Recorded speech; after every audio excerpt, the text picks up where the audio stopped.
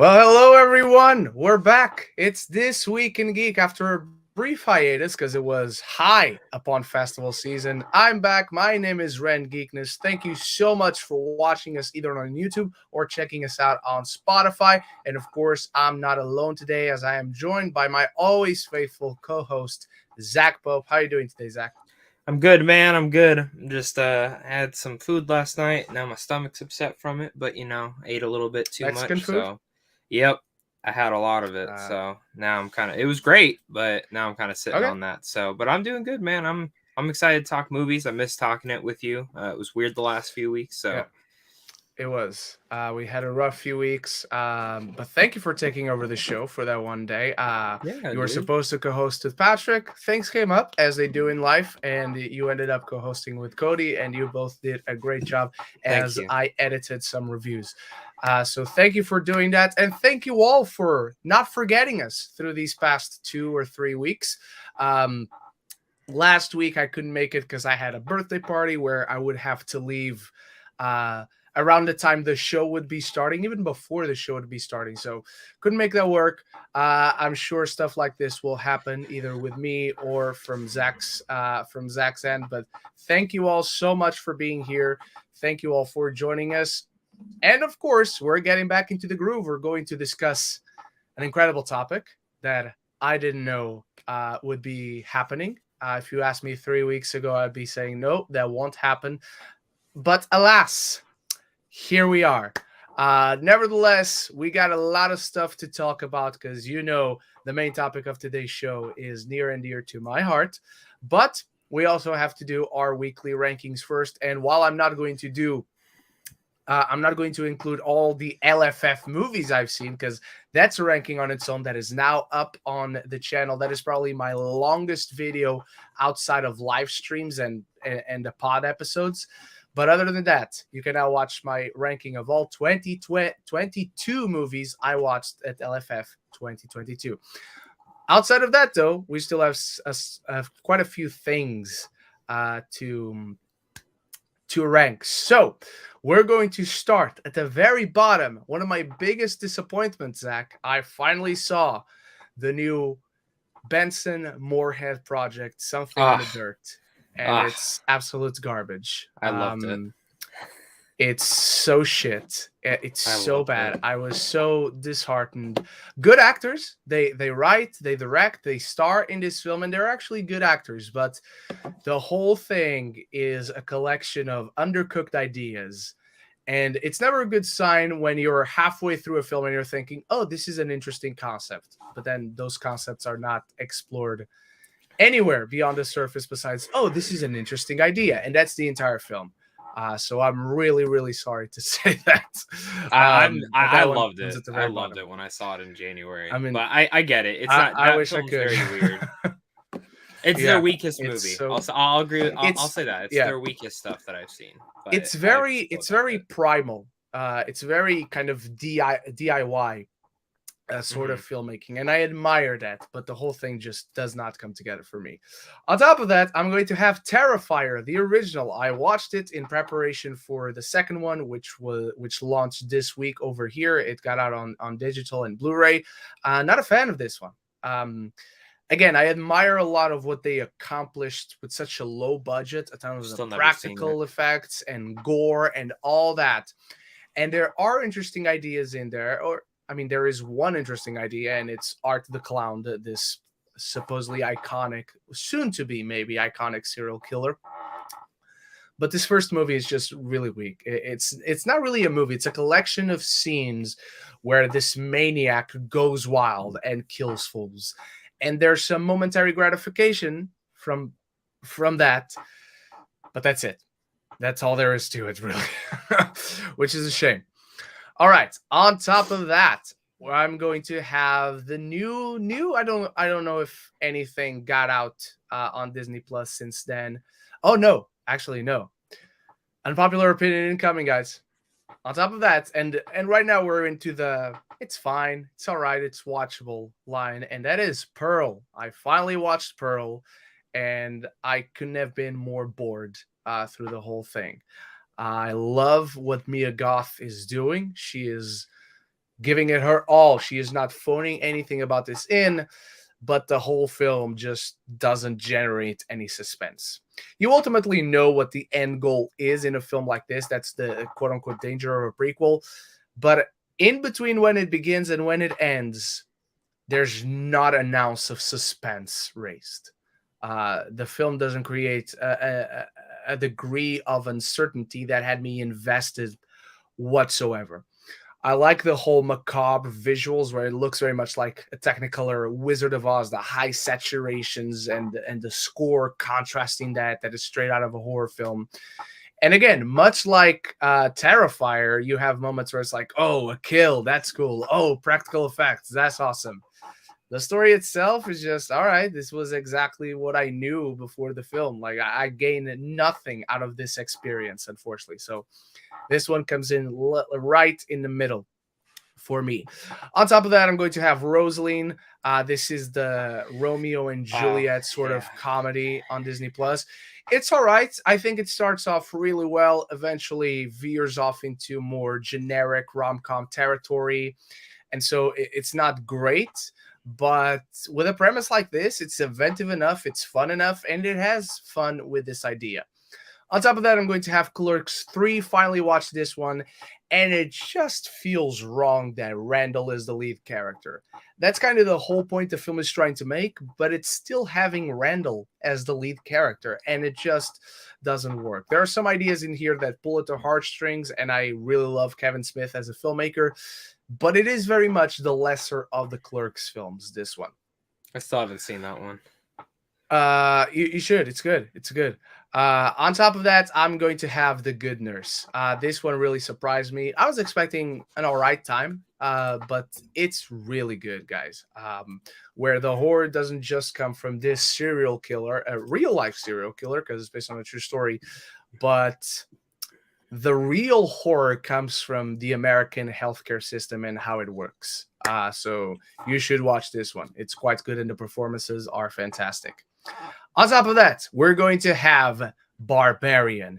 It starts amazing, it keeps going amazing, and then the third act fumbles it up a little bit. It just leaves a lot to be desired, to the point where it feels like it's missing not an entire third act, but it feels like it's missing a half of a third act. But as far as an experience, this is wild. This is bonkers. You were never spoiled, right? Time.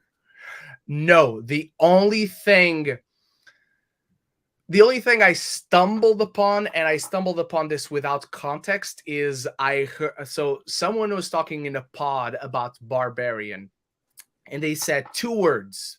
They didn't give any context or anything, but they said the words breast milk. That's all I knew.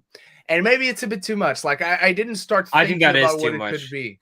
Because then when you're watching the movie, you're like, in the back of your head, you're like, what does breast milk have to do?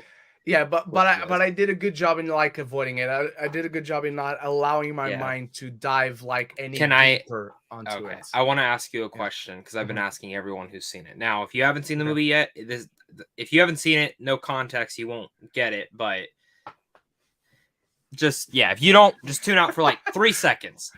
Hang on. I'll put up Barbarian spoilers. Hold up, everybody. Okay. Hold up. I'm just curious. Barbarian, because it's now on Disney Plus and HBO Max over there, right? Mm-hmm. Yeah. Just Go HBO ahead. Max here. But would you have sucked on the bottle to live? Yeah. Yeah. The hair to live. The hairy little bottle. Take the hair out. Dude, what's the problem? The amount of people I talked to that said that they wouldn't have. They're like, I would have just... I mean, it means you die. Yeah. Did you like the tape measuring scene? Dude, I fucking love that movie. Yeah. It's so fucking wild. But, all right, you're good now. Yeah. All right. Let's take it out and continue with our weekly ranking. On top of that, I'm going to have... Okay, so we did A Good Nurse, we did Barbarian. Black Adam, guys. This film is really, really fun. It's a blast to watch. As a wrestling fan, this works and happens very much as a wrestling storyline. And then there's something that speaks to my heart on the post-credit scene. Like, what can you do? What can you say? And that adds or that doesn't add or lessen the quality of the film itself. It's just an amazing cherry on top, the cherry of all cherries, if you will. On top of that, I'm going to have Poltergeist. I finally watched this classic for the first time on the big screen. First time in general, and that first time was on the big screen. This is just so much fun. It's a classic for a reason. This is quintessential 80s horror, and it has so much of that Spielberg-ness to it. I had a really, really good time with this. On top of that, I watched this 2 weeks ago. Not my first time watching it, but my first time watching it on a big screen. The greatest vampire movie of all time, The Lost Boys. Such a great mix of spooky and dreadful and haunting and fun and ridiculous. It might be Joel Schumacher's best movie. It's so good. It's good. So much fun. So much fun. So yeah. I think it's his best movie. Yeah, for sure. On my number 2, All Quiet on the Western Front. The only thing I would change about how I watched this film was that I didn't get to see it on the big screen. Yep, same. I wish it could have played at LFF, but this is fucking incredible in every conceivable way. The production, the makeup, the visual effects, the practical effects. I think the ending's one of the best endings of the year. I'm going to say something that is going to sound very wrong. It's going to sound like I didn't like it, but it's awful. It's an awful ending. It's awful. But that's like the whole point. Yeah. It's not a war movie that you would see coming out of the US or even the UK. Like, no. It's not a movie that glorifies, selects one soldier and pushes them as like a war hero. No, like, these are all victims of the situation. The war is Did you ever see the original?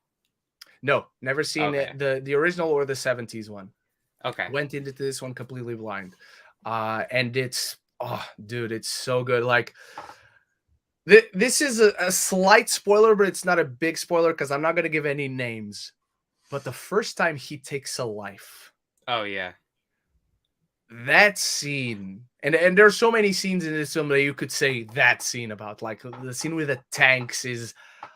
Oh my God. Like, watch this movie, guys. Watch this movie and then make it a companion piece to 1917. It'll be it's a good such a good bill. Companion piece. That's what I was thinking too.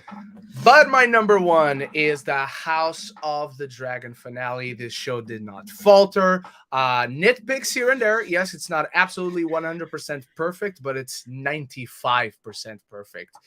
This show nails storytelling, it nails characterization. It's amazing television, and it is the best current fantasy show airing on TV, because I also finished, right before the show, that other fantasy show on Prime Video. You know, like the finale? And I'm sure we'll talk.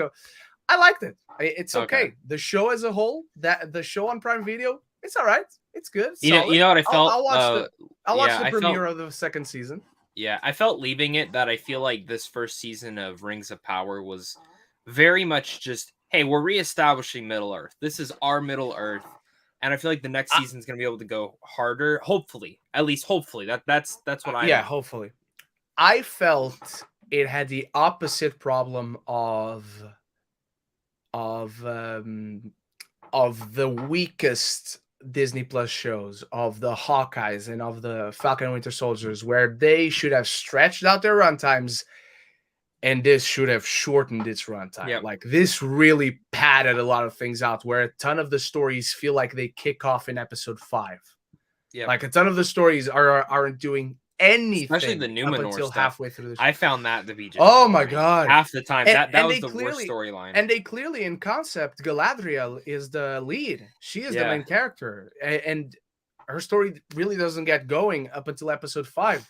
The most interesting story is Elrond and Durin, and that disappears right before the finale. I'm like, where are those guys? The least amount of screen time, I think, out of every character. And they're the best developed characters. The relationship and then the feels Harfoots. Important. I loved all the Harfoot stuff towards the back half. The Harfoot stuff gets better. I think it also meanders a little bit there, but it finishes off on a good note. And I would put that as like the second best storyline. All right, I'm done. Go ahead. All right. Sweet. Just so everyone knows, though, I've watched every Halloween movie. I've never done this before.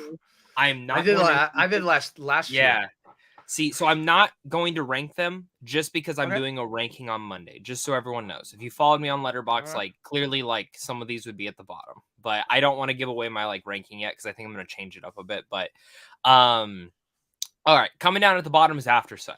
I heard so much good buzz about this movie and I watched it and I You didn't get are the with point. me, brother. I didn't get the You point are of it. with Like, me, brother. Yes, Yes. it's a very powerful and incredible like directorial debut. Like it is I understand what they were going for, but it feels like it should have been a short film. Like that's like kind of the idea I came away Yeah. from it with was like It's a great short film that is stretched out for 90 yeah, minutes. like great idea. I liked it. I would not say it's great, but I would say if you No. like indie movies and you want to see something that's indie, go see This it. is Sure. quintessential indie Yeah. filmmaking.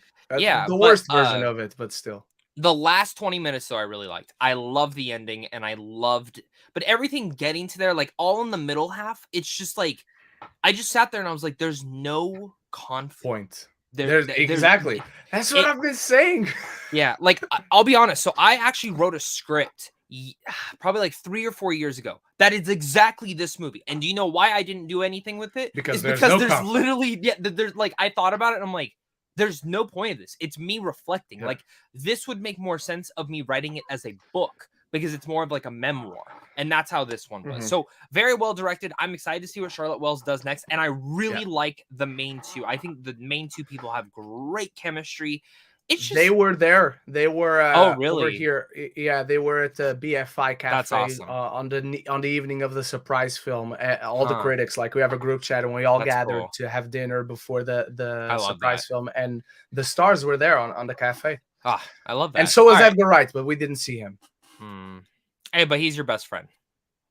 Yes, he is. All right. Up next is Luckiest Girl Alive. I don't know if you watch this. This is the new Mila Kunis Not movie yet. on Netflix. I saw a lot of hate on this one, and I only watched it because my fiance wanted to watch it. So we watched it, and I was like, "That's actually really good." It has some issues overall, but I mean, it's not great cinema, but I watched it and I was like, "This is better than everyone is giving it credit for." My biggest issue is the script, and it's the author that wrote the script, so it kind of falters into some of those elements. So not bad. Mila Kunis is great though. She's great. So I really liked it. My fiance would give it a 10 out of 10, just so everyone knows. Wow. So don't tell her that I'm giving it this low in the ranking because she thinks I loved it. Next we have Ticket to Paradise. Exactly what you think it's gonna be. So enjoyable. I liked it. I smiled, I laughed. What did I tell you? Yeah, there's nothing more to it. It's just literally like that was enjoyable. Like I had fun with it. Like I have nothing more or nothing less to say about that. After that I have Tar. I do not get this movie either. I think it's great. I think Kate Blanchett is fucking incredible. I think there is a masterpiece of a movie in there. I don't know, man. I'll talk about that in a second. Who I think might win, but I think she's incredible. I think Todd Field directing overall is really great. There's a masterpiece of that movie in the runtime. The runtime's too long. It dragged. And I liked the acts and the arcs that they were trying to do. It just felt a little bit too much at times, a little too slow. The sound design's incredible. I didn't fall for this one as hard as everyone else did, but I still really liked it. I still think it's a great made movie. It's just not one that I ever plan on rewatching again, if I'm being honest with everyone. That's kind of where I felt on that one. Up next, I have Armageddon Time. I don't know if you saw this at any of the film festivals or anything. This is the new James Gray, Anne Hathaway, Jeremy Strong, Anthony Hopkins movie. I love James Gray. He is one of my favorite directors. Lost City of Z is criminally underrated, and I love Ad Astra. Armageddon Time is good. And then I sat on it more and I started to really like it. I still have not filmed my review for this because there's a couple things. You're literally the first person to tell me you like it. Really? So it's weird. I had an opportunity to, so it played at the Cambridge Film Festival this past week. Okay. On Wednesday. And so last year I went to the Cambridge Film Festival to watch The Eyes of Tammy Faye. I went on essentially a road trip with a friend of mine from here. He rode, didn't have to pay a free ride essentially. And this week I was just too busy, still dealing with a lot of catch up and still preparing a lot for the ranking of LFF. And then I saw that it was coming out in like 3 weeks. Comes out over here on November 18th. While Tammy Faye last year, it was only coming out here in January. So that one was like, all right, I want to watch this film this year to count it. This one, my ride couldn't go, and then I saw I'm going to have it in 3 weeks either way, so I just didn't prioritize it. But please go ahead. I'll be honest. I get every single bit of hate for this movie. If you hate this movie, I get it. If you don't like it, I get it. But I saw some reviews where people were loving it, and because this is a movie that I genuinely like. It's a bunch of ideas that sometimes don't go anywhere. And sometimes they do. And there is a racial undertone to it that I felt it was needed in the film, but it was not touched on upon enough. And that's probably my biggest issue with the movie. And I think it'll be a big issue for a lot of different people. But from what I understand, this is actually James Gray's memoir to his childhood. And there's a lot of interesting aspects in there, which really, hit hard. There's one thing in there about a grandparent, though, and the relationship that's why I think I like the movie so much, because that was the best part about the movie, and it got me very emotional. So there's sometimes elements of a movie where the whole movie doesn't come together, but this one thing did, and it really hit hard for me. So that's why it's a little bit higher than probably most people would think it would be. But up next on my list, I have Till. This is Daniela Deadweiler's Oscar. She should win. You just said Cate Blanchett, but I think Daniela Deadweiler gives the best performance of the entire year until I see Margot Robbie in Babylon. I don't think Cate Blanchett gives the best perforfance. I think she's going to win, though. Okay. Who do you think's the best so far for this year? Claire Foy in Women Talking. Oh, fuck. I need to still see. I haven't seen it. I see that one in a couple of weeks. So, or maybe 2-3 weeks. I can't remember. Be prepared to fucking ball your eyes out. But isn't she best supporting? I think they're running her for supporting. Yes, but she should be lead. She should. Okay. Danielle. Oh, wait. You said cry? Dude, Daniela Deadweiler fucking killed me. Like, I actually genuinely think Till is not a great made movie. I think there's a lot of issues with the filmmaking itself. I walked out kind of frustrated by some of the filmmaking choices, and it felt very basic to a biopic. But it looks very flat. Exactly. But her performance, like it's been a while where I've watched a movie and someone's performance literally makes the movie 10 times better. Like this movie went from a C- to an A- just for me personally. Oh, wow. Because of her performance. I was in fucking tears so many times because of her monologue. She has like a 6-minute monologue towards the back half that is heart pounding. Like it stops your heart in place. I love her performance in here. She is incredible. And what hurts most about that movie is that it doesn't feel detached. No.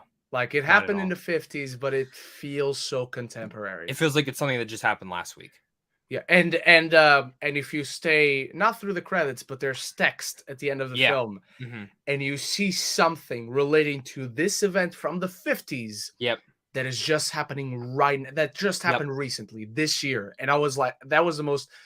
I don't want to minimize the actual events of the film, but that was the most shocking thing of like, I mean, what the hell? And I will say the one thing I really like about the direction. Thank you for not showing the brutalization of it. That was the one thing. I liked how they handled it. I liked how they went into it, and I liked how they established it. So, but they show the aftermath, and that was important because that reflects the wishes of the real life Mamie Till. Yep. So that was great. Leading in next, I got Empire of Light. I seem to be in the minority on this one. It fucking hit me hard. I think it's very undercooked with its ideas of mental health as well as racial tones. But the filmmaking, there's just something special about it that Sam Mendes kicks off with Roger Deakins and, of course, Trent Reznor and Atticus Ross's score. And it just completely clicked for me because of that. I felt like I was watching an experience. And to be honest, I could not have given a single shit about this movie. I did not care. The trailer looked pretty. I didn't have any interest. I went into this movie with very low expectations. But I checked those at the door. I said, this is a Sam Mendes movie. Maybe I'll be surprised because I'm one of the few that kind of like Spectre quite a bit. I fucking too. loved it. Like I loved Empire of Light, even though it has a lot of undercooked ideas. Like I definitely think it needed some assistance with some of those. Like it feels like either they cut out sequences that should have been there, It, or he just never wrote it's them his into the first script. solo sccreenplay, and it Oh, shows. is it? Okay. That Yeah, makes a lot of sense then. So, yeah. other than that, I really dug it. Now I got three more technically. Up next, I have Okay. or four more. Sorry guys. I know we have we have a lot. So up next I have Black Adam. I just misunderstood Nice. Epic. This movie's fucking awesome. I don't care what anyone says. I've seen it twice. I have a blast with it. The end credits, he makes me cheer and scream and cry. And my fiance, so I accidentally spoiled this for her. The end How credit scene dare you? because I thought she kept saying all the interviews, but she wasn't putting two and two together. Ah. She thought they were just Oh, okay. planning something. So I'm like, yeah, I Okay. can't wait to see Henry at the end of the film. And she's like, what? And I'm like, sorry. But she was still excited. Henry Cavill is her favorite actor right now, and Superman is her favorite superhero of all time. And that's her Taste. favorite interpretation. Man of Steel's her favorite film of all time. So she's just, it was very emotional to see that, and to see her reaction kind of made my day. So up next after that, I have All Quiet on the Western Front. I really, really dug this movie. I think I loved it. There's a couple things I have issues with when it comes down to pacing with some of the more political aspects of Oh, it, okay. but all the war stuff, everything on the field, very emotional, and it feels like a horror movie in the sense of everything like that you could really see. This is like the true depiction of war, and it's one of the best depictions I think of war, Yeah. honestly, in a while. So, 100%. all right, two more guys. At my number 2, it is Edward Scissorhands. I rewatched this last week. I have not Oh, seen okay. it in like almost 15 years, and God, I've I never love it. seen it. Really, dude, Yeah, never I seen it. love. Like I remember watching it as a kid and like really liking it. And we put it on at my fiance's house. I'm like, this is so good. But I ended up having to leave, so I came home and I was like, you know what? I'm gonna fucking put it back on, and I put it back on, started from the beginning, and watched it back to it, and I just love it. It's All right. fantastic. It's honestly, I think it's my favorite Tim Burton movie. So kind of just sitting on that. I really love it. But my number 1, The Banshees Say of it. Inisherin. Ah, It's all right. a masterpiece. It is perfect. It So is good. everything I wanted it to be. Martin McDowell, I'm a big fan of. I wasn't the hugest fan of Three Billboards. Oh, okay. I liked it. I liked it a lot, but I didn't love it. Seven Psychopaths, I love. In Bruges, I've It's still his not best seen. movie. I still not seen it, just so everyone Seven knows. is his best movie. Yeah, I've only seen like scenes and sequences from it. I own it. I need to watch it. But the Banshees From of In Bruges, you Inisherin. mean? Yeah, yeah. From In So Bruges, I yeah. said, but this movie surpassed any expectation. And I'll be honest, first 20 minutes I'm watching this, I'm like, I don't like. Why do people love this movie? Oh, Like it's really? good, but I don't get Yeah. why it has 100% on Rotten Tomatoes. Like you would never be able to tell me that. It's fucking Holy brilliant. shit! Yeah, it's fucking brilliant. Like, dude, the entire third act like just hits you Yeah. so hard that And like the I left jokes, man. The the jokes hit. jokes. The Brad Van. Brad Van is the best Yeah, joke of the entire year. that the whole finger thing, I would like fucking Oh, die. Like, but yeah. like, and then like every actor's like going insane. And what I love about it is like Barry Keoghan's character, if he's so important to the context of the themes of that story. So I was really thankful. Like the way they used his character was really great. And then same thing with Carrie Conway, I think is her name. Maybe is that her name? Do you remember off the top of your head? If that's Carrie Condon. Condon. She is so good too. I love this movie. Script is amazing. Give it all the Oscars, especially Colin Farrell and Brendan Gleeson. So I loved it. That's my number 1 that I've seen. All right. Before we move on to your weekly rankings, my friends, we do have a super chat from our good friend Tony Movie Chappie. Hey, Ren and Zach, I'm going to be leaving the live stream tonight because I'm struggling with depression and self-doubt. Is it okay if I can leave my thoughts on the comments section on today's news? Well, first of all, feel better. Spend time with the people you love, doing things you love, and seek help. It's no shame to seek help. And there are people specifically there to help you in these situations. So take a breather, take your time, and we look forward to having you on the chat hopefully next week. And of course, you can comment your thoughts on anything you want, whether in this video, on other videos. Just feel better, because we love to have you on the live chat. Everyone in the live chat loves you to have on there for the conversation, and it wouldn't be the same without you. So feel better, my friend. Zach, anything to add?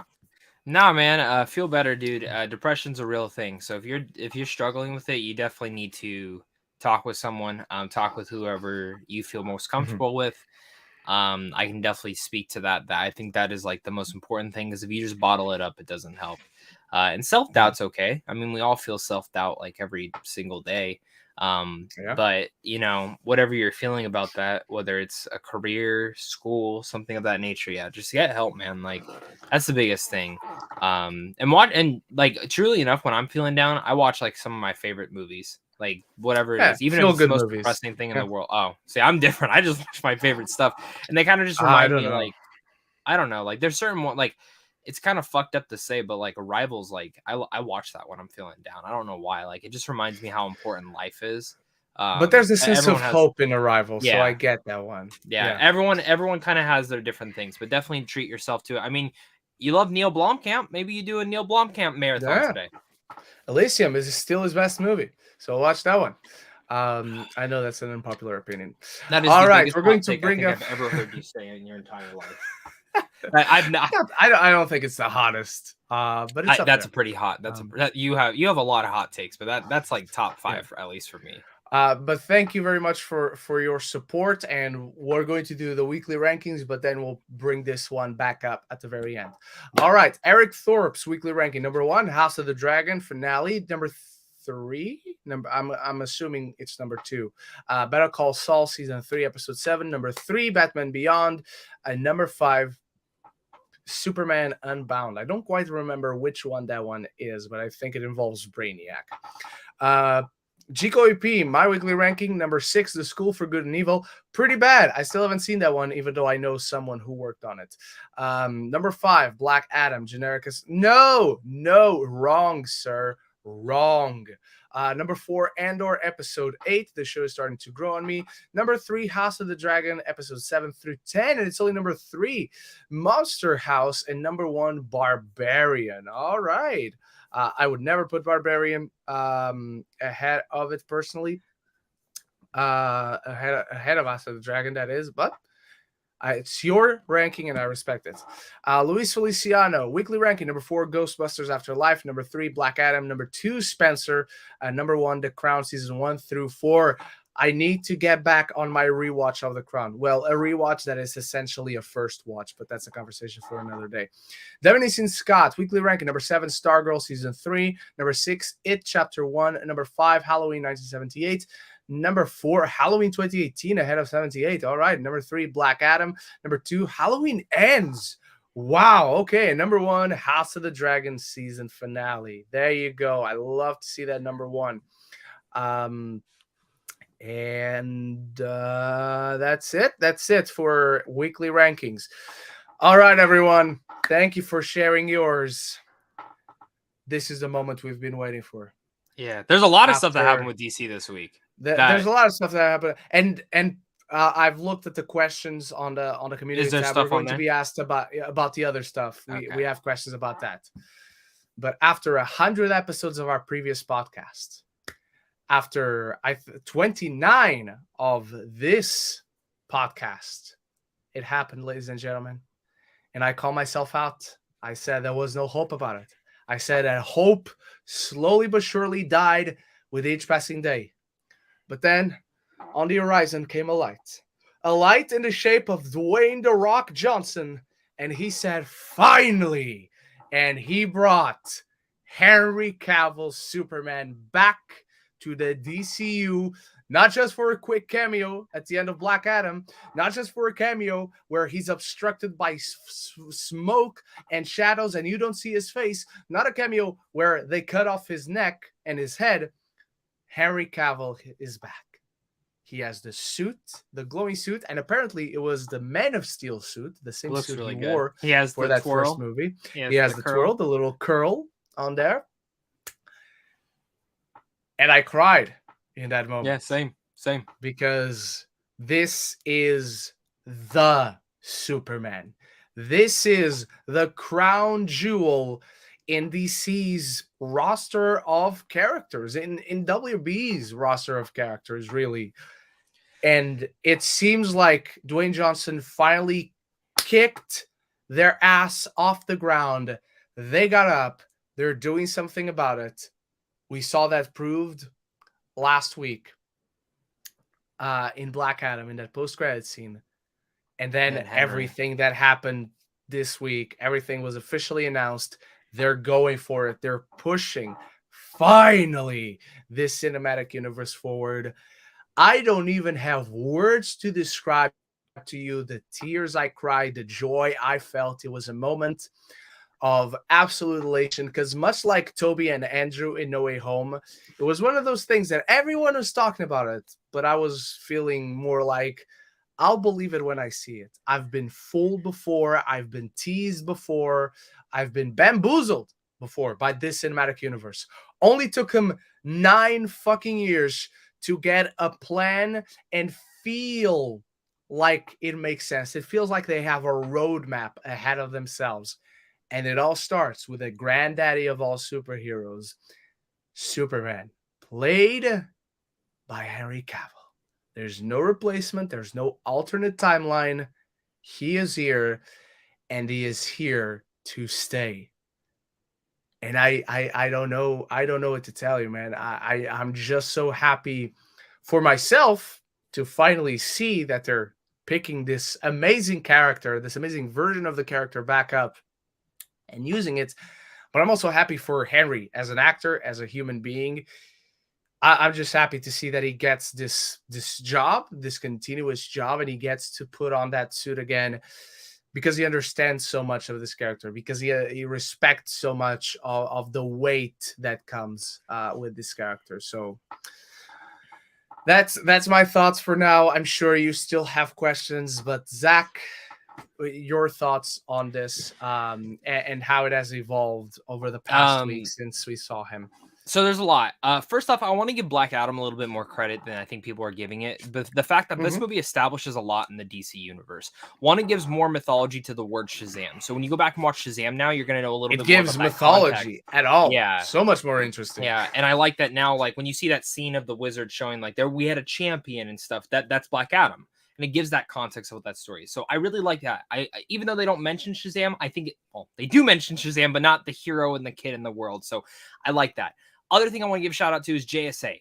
Dwayne Johnson, like the thing that people are not giving Black Adam credit for is Dwayne Johnson, like he listens to the fans and in a way that's not like pandering, like he's not pandering to the fans like Lucasfilm did with Rise of Skywalker. He's very much, okay, like the fans want Henry back.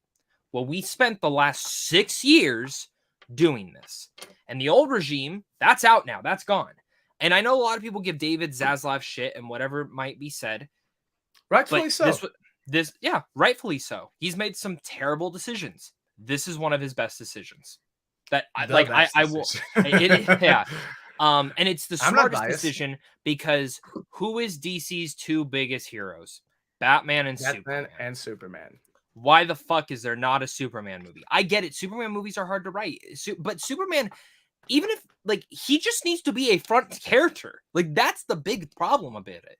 Even if you have, I don't know, a Justice League movie, another one, he needs to be the main character. He needs to be the front character of it all. He is literally Captain America mixed with fucking Thor for this world.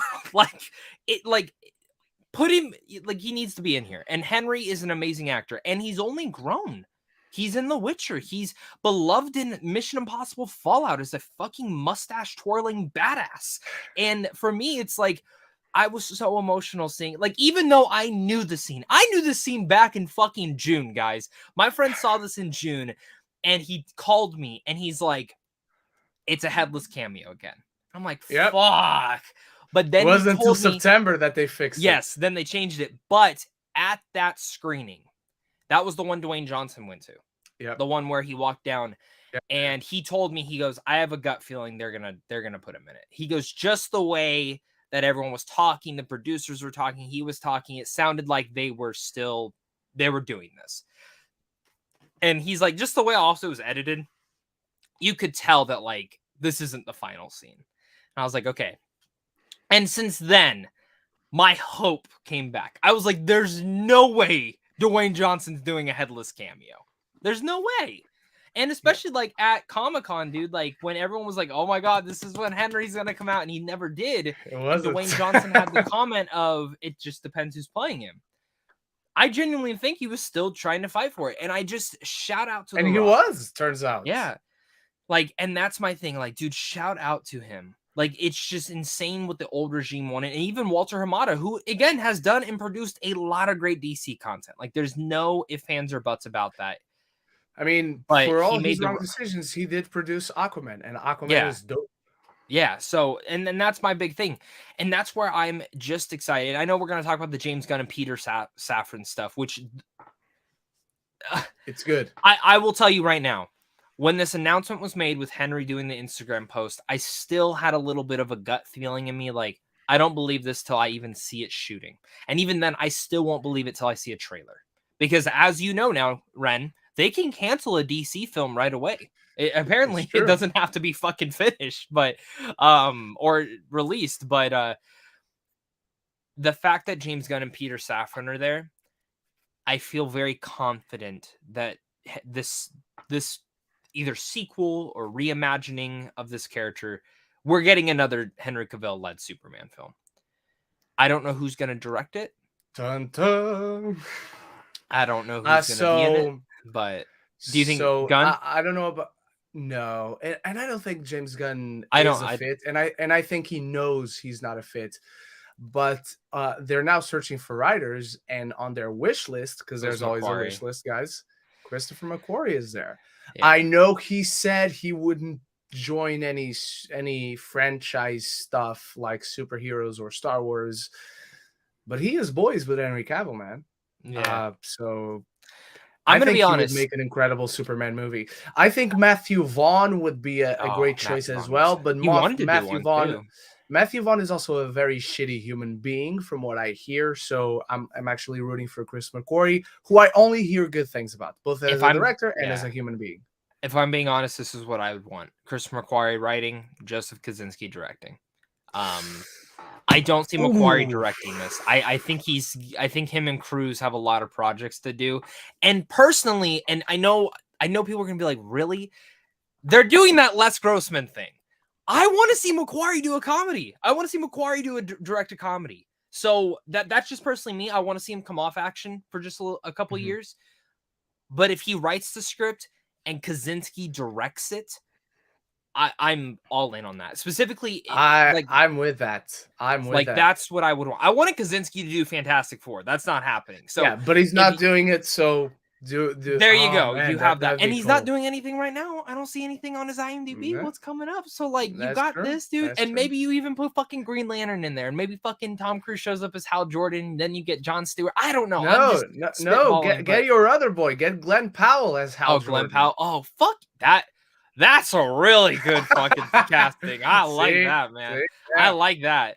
But yeah, dude, this was the best thing that happened in the last 2 weeks. And again, I would not be as hyped. I was preparing to come on here. When you told me what we were going to talk about before the James Gunn came out, I was coming on here and I was going to be like, let's keep our expectations in check. We know how DC is. Like, until they get someone in charge. But the second I saw who became in charge, I go, I feel okay.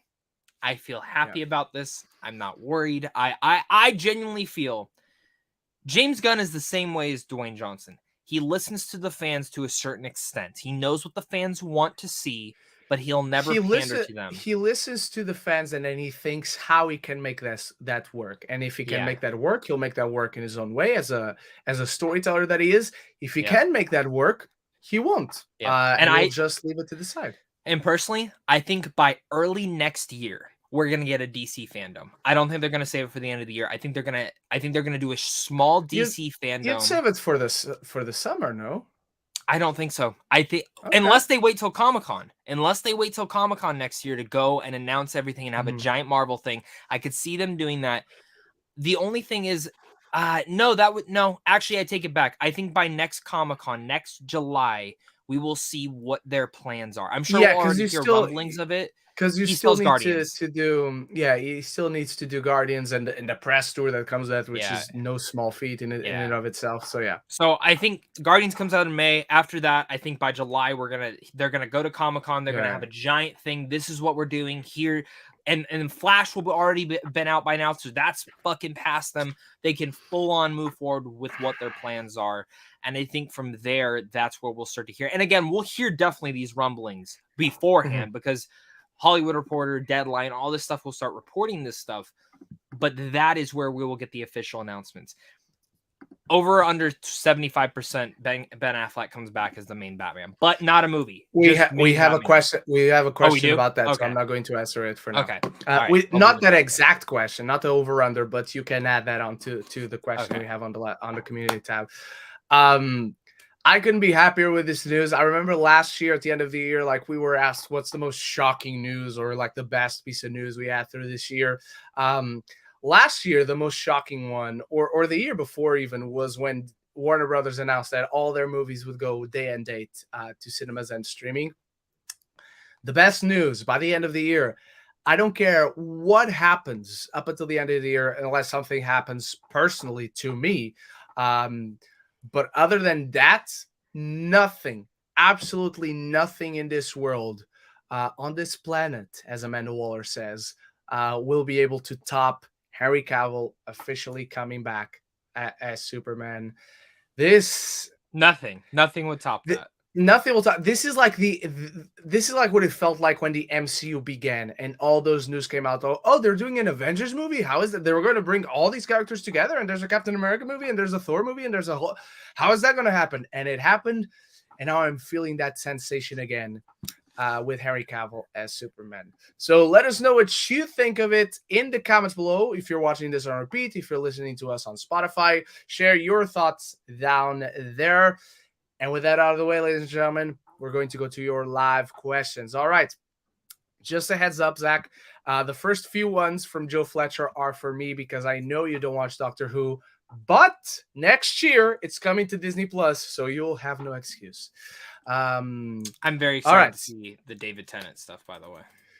But you got to watch his first stuff for this. No, I'm just gonna start on that one thing. Nope. Man. No, you're not. No, you're not. Man, I'm not gonna let you. Not gonna let you. I'm gonna watch it. Not gonna let you. Not gonna let you. Joe Fletcher, random thoughts on David Tennant returning as the Doctor, and what did you think of Jodie Whittaker's final episode? So, thoughts on David Tennant returning. We knew he was going to return. We knew there were going to be a bunch of specials, 3 specials with him next year, and Donna returns as well. What we didn't know is that Jodie was going to regenerate into him. Was that he was not going to be the returning 10th Doctor? He is the 14th. And I'm very curious to see how that makes sense as a part of the story, because it's not only a first-time thing that a Doctor regenerates to an old face, but the clothes themselves on Jodie Whittaker regenerated. When a Doctor regenerates, the clothes always remains the same. That was not the case here. It's also new that this old face, it wasn't like the Doctor reversed back to 10th. Supposedly, they acknowledge that, oh, I know this face, I know these teeth, what is going on? But this is a new reincarnation completely in however they make sense. So, all right. As far as Jodie's final episode, it's all right. There are incredible ideas in there. I love Sacha Dhawan's The Master, and I hope they don't feel the need to regenerate the Master out of the screen again. I know that's the whole thing with the Master because you want it to be a surprise. But I think you could do a lot with Sacha Dhawan and Ncuti Gatwa on series 14th. Yeah, because Flux was 13. And now series 14 will be with the 15th Doctor, Ncuti Gatwa. Jodie deserved better. I'll leave it at that. I don't think she ever got her due with the series as a whole. So I hope, like they have been bringing back David Tennant, and they usually do a lot of multi-Doctor specials, I hope Jodie gets an opportunity to come back every now and then and interact with Ncuti Gatwa. and have a little bit more better material to work with. Joe Fletcher also asks, Ren, who are your top 3 Doctor Who's, and do you think we will see the GOAT, Matt Smith, as the Doctor again? Ever? Yes. Do I think we'll see him in any of these specials right before Ncuti Gatwa? I'd give it a 15% chance right now, because if David Tennant was coming back as the 10th, I think we had a good chance of also seeing 11th, maybe even 12th, maybe even 9th. But because this is a whole new Doctor, I think they're going to keep it at Tennant as this transitional regeneration. So I don't think we will, not right now, but ever, maybe in another special, as Ncuti Gatwa is prepared to bid farewell when his time comes as a Doctor. Maybe then, but right now I don't think so. Top 3 favorite Doctors: number 1, Matt Smith; number 2, David Tennant; number 3, it really sucks that he only had 1 season, but the fact that he only had 1 season and he's still in my top 3 shows you how good Christopher Eccleston was. And because of how good he was as a Doctor, it's because of that I was so excited to see him as Malekith in Thor: The Dark World. And then that happened. So, all right. Joe Fletcher also asks, and now Zach can be involved in these questions because we're done with Doctor Who questions for now.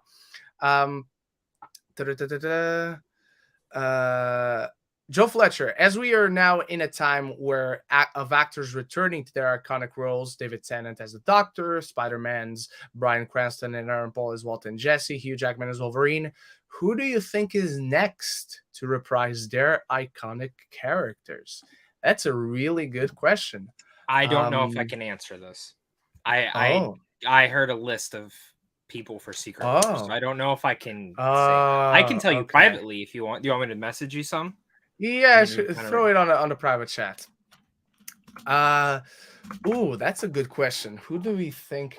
I mean, okay, this is inside baseball again because Zach is not involved in this fandom, but because the Power Rangers franchise. Oh, yeah, I knew you were gonna fucking talk about the Power Rangers. Well, I have to. That's kind of underwhelming, not gonna lie. Those two as well. Okay, those two, yeah. But the Power Rangers franchise is about to celebrate its 30th anniversary. But this isn't just going to be an anniversary. Oh, hold on. My camera doesn't want to focus on me. There you go. But this isn't just any anniversary. They're bringing back essentially the entire cast from the original series, outside Tommy Oliver for some reason, but we'll see about that if that stays. And now that Hasbro owns it, they also want to start a brand new, more adult-oriented series on Netflix. And they also want to do a movie. And this next season, not only are they going big because they're bringing back a ton of the cast, but they're also having, for the first time, an entirely original version of the Rangers. Because Power Rangers are brought over from Japan, adapted from the Super Sentai series. And they're going to have a ton of Super Sentai Zords and a ton of the iconography from one of the Super Sentai seasons. But the suits that they're revealing, the trajectory the story is headed in, is completely original. And so they're going big for this one. And I don't know who they could bring back. They're already bringing back a ton of the original cast from the original season back in 1993. Greatest year ever, by the way. But other than that, will they bring back more people from throughout the 30 years of Power Rangers in more significant roles? And again, I know that's very niche. That might seem small and underwhelming as an answer, but the promise is there, man. It's right there for the picking, and I think they're going all out. Hasbro is putting the work in, much like DC is finally putting the work in. Zach, do you have any answers outside the ones on the private chat? I mean, I don't know if it counts, but I definitely think we're gonna get Daisy Ridley, John Boyega, and Oscar that counts back one day. Okay, yeah, I definitely think they're gonna come back. Right. I don't know what capacity or what way, but specifically Daisy Ridley is coming back. But I just like right after Rise of Skywalker, they were all kind of like, eh. But like, I feel like recently a lot of them have been like, I would come back if it's good. Yeah, why not? Like, I agree with that. Like, why not come back if it's a good script and there's a good idea? Why not come back? You know, like your characters deserve a little bit more, and I feel like that's what you can do now within this model of Disney Plus and things like that. So, yeah. Thoughts on James Gunn taking over DC? Now, we spoke a little bit about this already. You spoke more than I did. I will say this. I don't know yet, but I will also say this is a good thing. This is a good thing because I rather have someone in that position over at DC rather than have no one, which is what we've had for the past 9 freaking years of them trying to take this cinematic universe off the ground. I'll also say this. Do not think that James Gunn got this position because of his directorial choices. That's not why he got this position. He got this position because of his producing, because of how he deals with talents, because of the hand selection of directors that he had over and brought to Peacemaker. It wasn't necessarily, obviously it helped that he made a great movie. Obviously it helped that he made a great show. Obviously it helped that he wrote all these screenplays, but it's his producing. It's all his working behind the scenes of actually putting this together, because that's what producing is. It's putting the pieces together, and they want that as the head for their cinematic universe, and is also being helped by Peter Safran, a veteran producer at Warner Brothers and DC, who did a ton of the putting together of all their projects up until now. So this is a really, really, really, really good choice. And he's already produced 3 DC films: Suicide Squad, Shazam, and Aquaman. So there's Peter Safran, you mean? Yeah, Peter Safran. So there's a lot of stuff there. The other thing I want to say, I was like, James Gunn didn't produce Shazam. No, but there's a lot of things people need to remember. Also, is that James Gunn, before he was fired at Marvel and then got rehired, he was being groomed to be like Kevin Feige's right hand man to run all the cosmic shit for Marvel.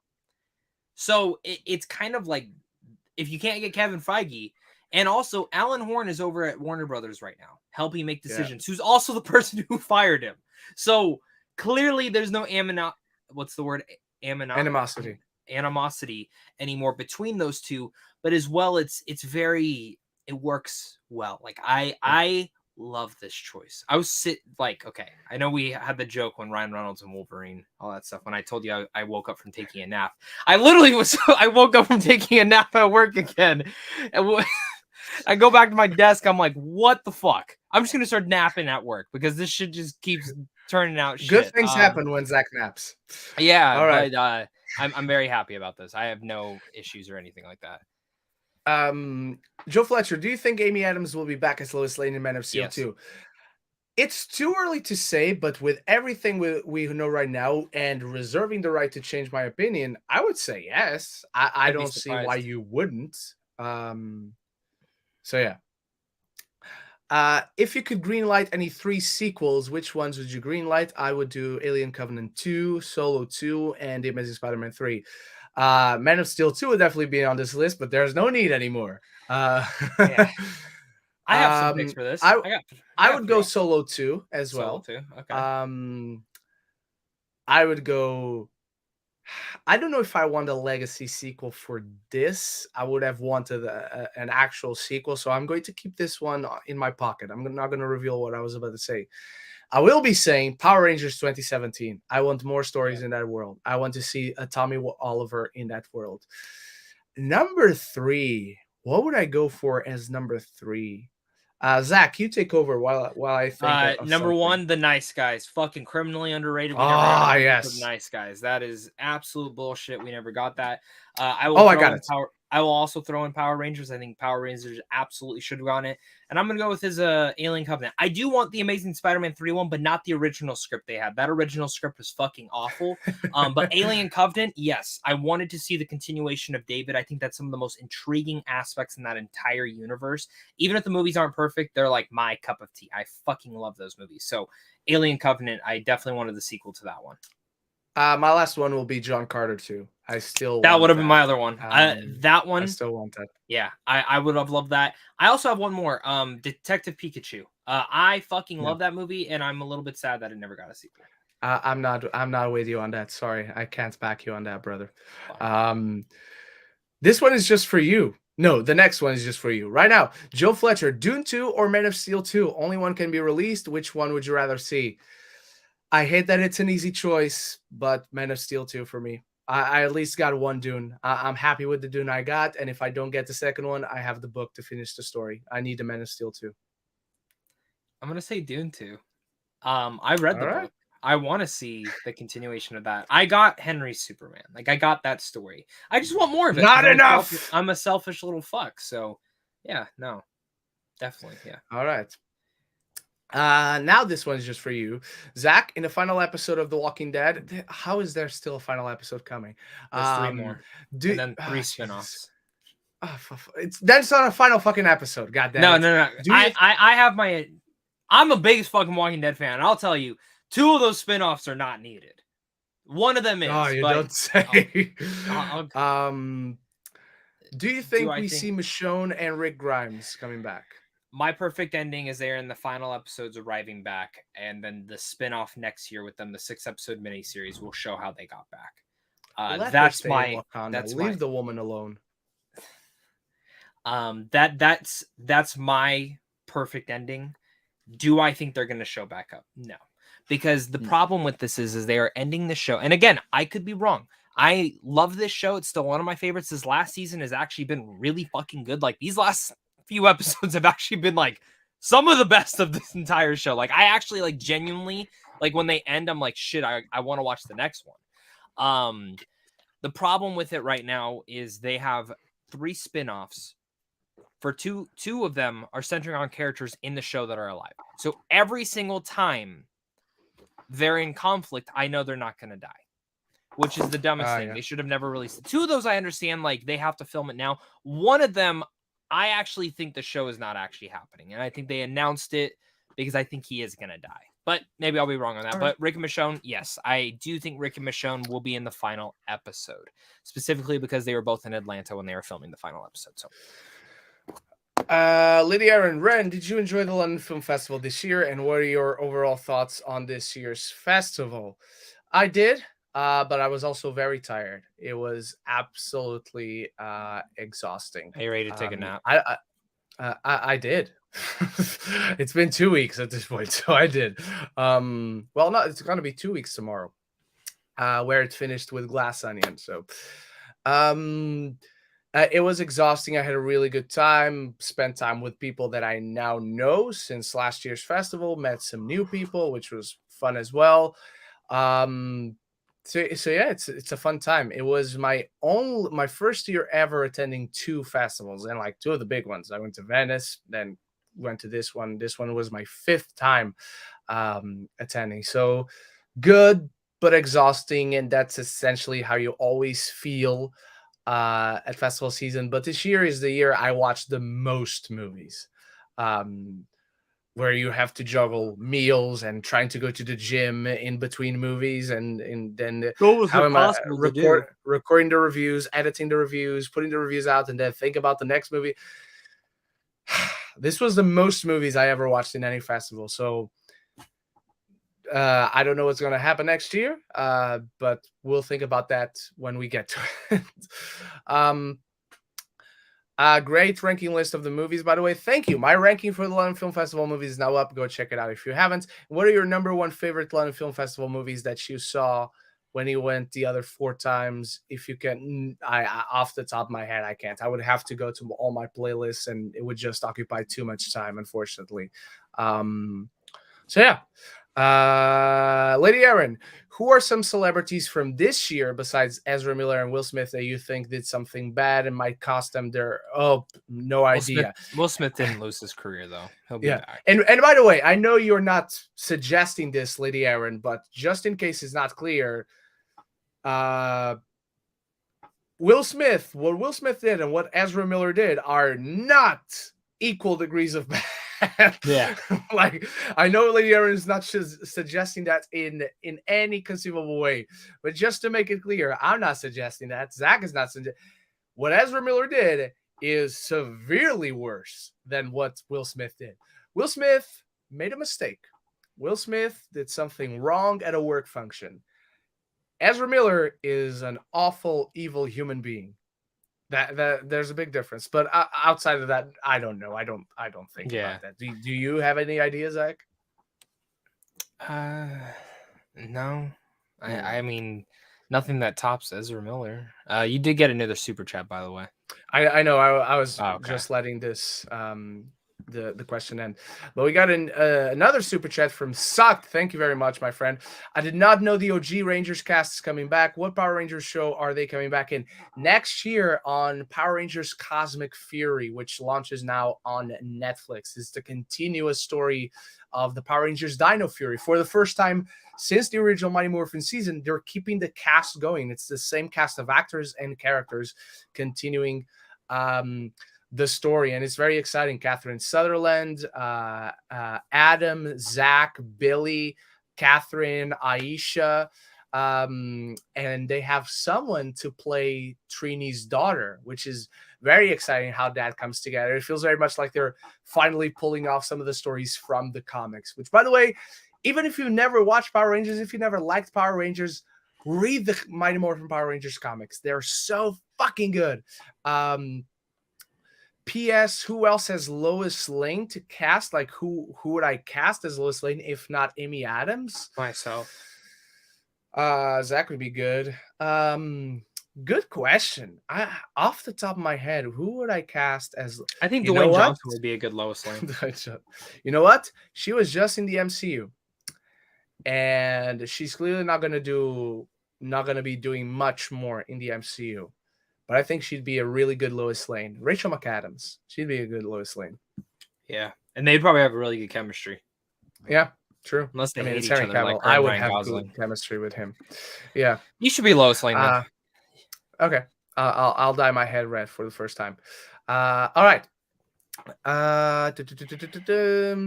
Lydia Aaron, what are some 2022 movies that you saw which you thought were going to be so bad, but they turned out to be way better than you expected them to be? I don't think I have anything off the top of my head. Zach, do you? Empire of Light was not as Empire bad. of Light. I really liked that's it. I thought it was going to not be good.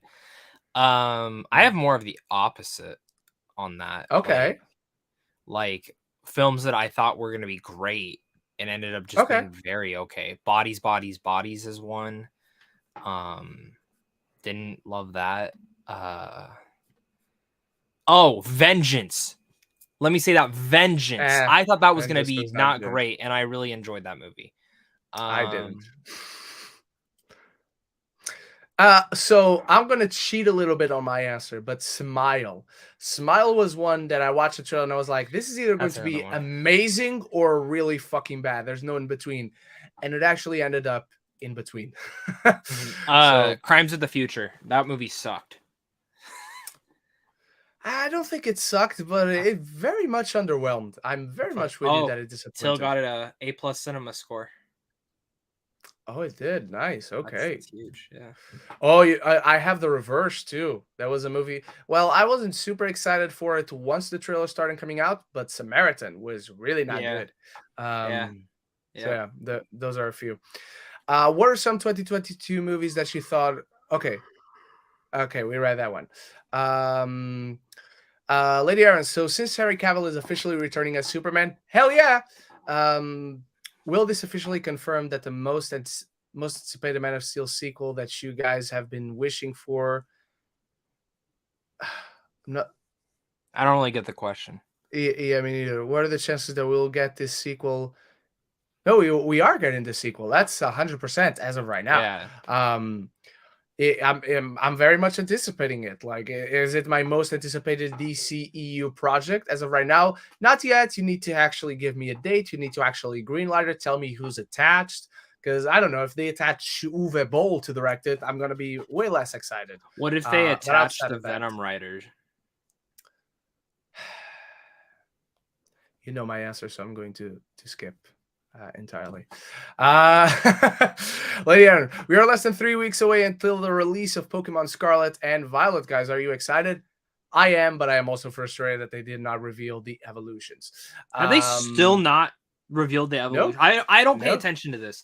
The way I Oh. play Pokemon games, I just buy them and play them. But my fiance is very nice. She said she'll buy me this one. So which one should I do? Should I do Scarlet or Violet? Which one should I tell her to get me? I'm going Scarlet, so you should go Violet, so we can trade exclusives. Okay. Which one's Violet? It's the future one.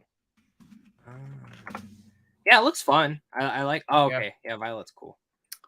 Also, since the last time the show happened, we got a trailer and a couple new Pokemon reveals. Have you seen those new Pokemon? And what are your favorite new Pokemon from the Paldea region that have been discovered and revealed at this point? I don't have. I think the latest, the Ghost Dog, is really cute. I saw that one. I don't even watch these. It's really cute. I can't wait to see the evolution, because that looks like one that starts out really cute and that transforms into something badass. That's so weird to me that they don't show the evolutions.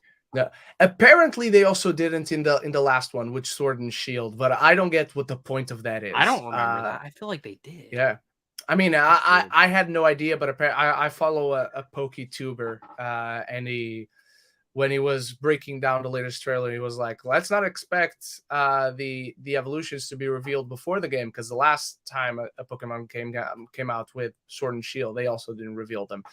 So interesting. Yeah. I mean, I guess I'll just wait. I mean, I'm going to pre-order it. It's going to arrive here on the day of release, and by the time it's released over here, it's already released in Japan, so there will be screenshots, so I can decide when I get my game. That's how I decide too. So yeah, exactly. Lady Arrow, what are your most anticipated video game releases for next year in 2023? Mine is Legend of Zelda: Tears of the Kingdom. Currently at this moment, I don't know. I'm looking forward to God of War Ragnarok next month and Pokemon Scarlet and Violet. Outside of that, I don't know anything. But Zach, you do, I bet. What are your most anticipated games? So just so everyone knows, I will be disappearing from the internet for that entire week that God of War comes out. Do not expect to hear from me. I will be scheduling a fuck ton of videos, and that'll be it. Like I'm not. I even told my fiance, do not expect to hear from me for at least 5 days. Like, you can come here and see me, but until I beat that game, that's all. That's my dedication. For next year though, I'm a little bit iffy on the Legend of Zelda sequel. I know it's gonna be great. But I like when Legend of Zelda games change it up every game. Like, I don't like that they're just doing a sequel. I know I'll be a hypocrite though, because I'm gonna buy it first day and play the shit out of that game anyways. But honestly, I'd have to really look at what games are coming out next year, because the thing with gaming is a lot of games don't get announced. Like, they kind of just get announced middle of the year that they're coming out later that year. So I'm really excited for like a lot of the Final Fantasy stuff next year, specifically 16, because it's M-rated and it looks awesome. Really excited for Hogwarts Legacy as well, and also really excited for the Avatar game. But I also have qualms towards those. I'm not like hyped out of my mind. I'm more excited for the possibility of what games are coming out next year, specifically if BioShock is really getting its sequel next year, or if it's true that it's got pushed to 2024, as well as there's a couple Microsoft games that I'm kind of waiting. Like, there's just not a lot announced yet next year. A lot of it's coming out early next year, and I'm kind of just waiting to see, but nothing like too like, oh my god, I'm so hyped to play this. A lot of that is just God of War. Oh wait, I guess I'm a hypocrite. I'm very excited for The Last of Us multiplayer mode coming out. I love the original one, so I'm excited to see what they do with this one, but I heard it's free to play, and when I hear free to play, that means microtransactions, and that doesn't make me happy. So I'm excited for The Last of Us TV show, so there's kind of a correlation. Yes, there you go. Lady Aaron, what is a game that has been released on the Nintendo Switch that you think is super overrated, in which you would get a lot of hate for, and why? I buy the Pokemons, and that's it. All the other Nintendo Switch games that I have been gifts. I have Super Mario Kart Deluxe 8, Super Galaxy something. That was a gift that I love, but it's just not. I just don't go buy anything for the Switch outside of that. I bought something for the Switch recently that is not a Pokemon game, but that was also a present from me to someone else. It's tough. So I don't play my Switch a lot, to be honest with everyone. I just don't. Like, I haven't played it a lot since Animal Crossing. I put like 400 hours in Animal Crossing, then I just haven't touched it since. I've been playing a little bit more because I've been playing the Mario Soccer game. But Other than that, when I buy Switch games, I'll be honest, I don't open them. I have probably 15 of them just sealed. And why is that? Wow. Because Nintendo games are fucking expensive in the future. So in 15 years, I will sell those sealed games. All I will right. never open them. That's I literally have been buying rare ones just because of that. So All right. Lady Aaron, as of recently, we heard that Babylon moved up in terms of its release date from January 2023 to December 23rd, 2022. Are you guys excited for that? I'm not, because it doesn't affect me. I'm still going to get it in fucking 2023, which really, really sucks. But, and hear me out. I get along really well with the PR company that does Paramount over here. So let's keep it you at that. joined the London Critics Circuit, right? Yes, no, the UK Film Critics UK. Association, the London Do you Critics guys vote? Circle. Do you guys vote? No, because it's an association that just started. Okay. But you want to know something? Like the London Critics Circle is like the most legitimate thing out there. It's like the Critics Association. Yeah. They follow me on Twitter. They followed me first. I had to follow them back. And when I applied, generic excuse similar to Rotten Tomatoes, I'm like, why do you follow me on Twitter? What is your interest in me if not to get accepted in your association? So it's one of those things in life that really fucking frustrates you. That's my rant over for today. But there's another question in this. Definitely. I'm just going to say, because they're going to yeah. start screening this in a couple weeks. The 14th, I think, is the first day. So I would definitely start getting on some knees and stuff like that, because that's what I'm going to start doing. To beg, to be clear, to beg. Yeah, to beg. To say, not please, to please, else. please. Yeah. Yes. The runtime presumably revealed it's looking to be Chazelle's longest film yet. What are your thoughts on the presumed runtime of Babylon? So whenever runtimes are revealed, it's those quick, brief seconds where you feel like a little bit of an hypocrite, because loving Damien Chazelle, loving everything he's done by now, and being excited for Babylon, I'm like, fuck yes, give me 3 hours of Babylon. On the other hand, what I always say is a runtime does not matter. It doesn't make a good movie good or bad. It has to earn that runtime, whether it is long or whether it is short. So the fact that Babylon is 3 hours and 8 minutes, let's hope it earns it. Let's hope it's not overindulgent in and of itself. So that's my thoughts on those are my impartial thoughts on the runtime of Babylon. My partial thoughts on Babylon is fuck yes, give me 3 hours of Chazelle.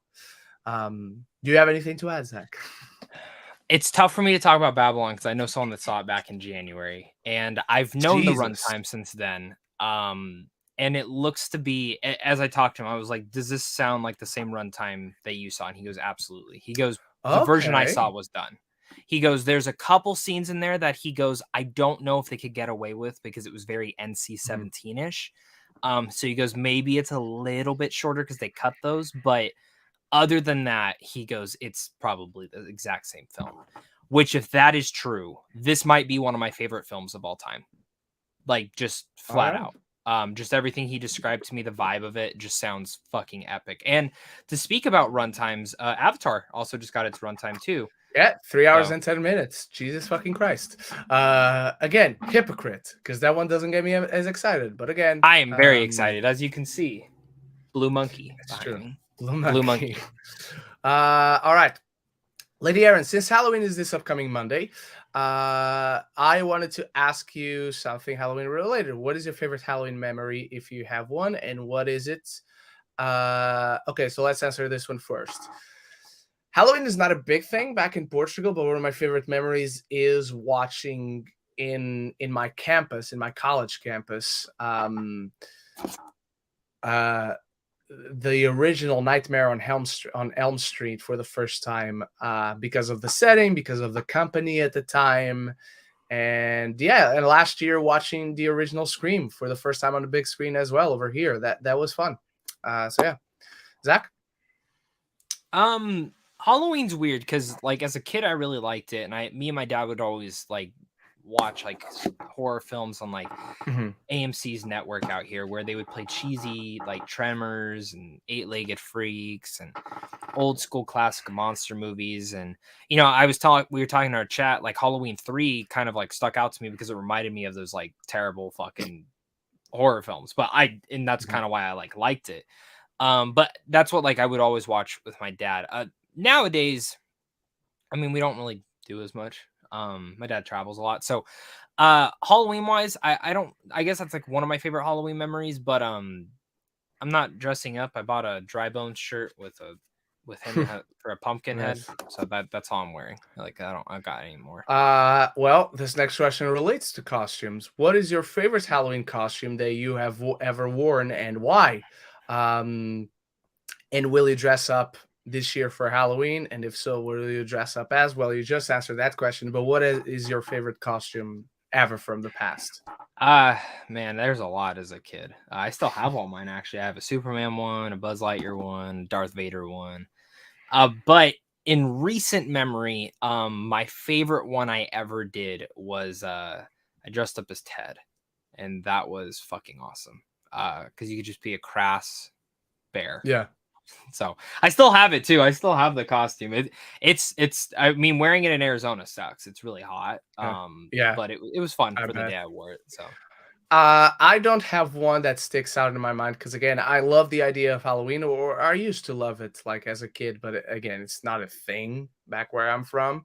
And this year, I will not be dressing up. I'm not going to a party, so I see no point in dressing up, and also I'm not even being, I don't want to say peer pressure because that sounds negative, but I have no incentive to be dressing up. So there's just no point in doing it. So yeah. You're just going to wear the Power Rangers mask to bed. That's all you got to do. Yeah, exactly. Either one. Just suit and then the mask on top. Yeah, see? And I need something to catch my hair. Otherwise it'll fall through the mask. Did you guys get any new music as of recent? And if so, get any new music as of recent, and if so, what is it? I'm wondering what your thoughts are on Taylor Swift's new album, and if you've heard it yet. I don't listen to Taylor Swift. It's just not an artist for me. She doesn't do music that I enjoy or appreciate. He's such a liar. He literally messaged me 2 days ago. He's like, I fucking love Taylor Swift. You know what? I will say, he said that I was she should get an Academy Award for Anthem. Exactly. Jesus fucking Christ, that death.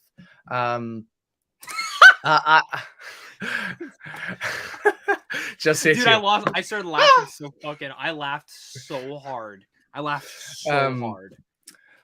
I haven't gotten into anything like new recently, so I saw one of her videos because Bruna showed it to me for Anti-Hero, I think it was. Yeah. Where she's seeing herself on the scale and she's herself as fat. That's the music video. And there's 2 Taylor Swifts. Well, there's 3 at the end. I know too much already. See, I feel bad because I don't give a shit.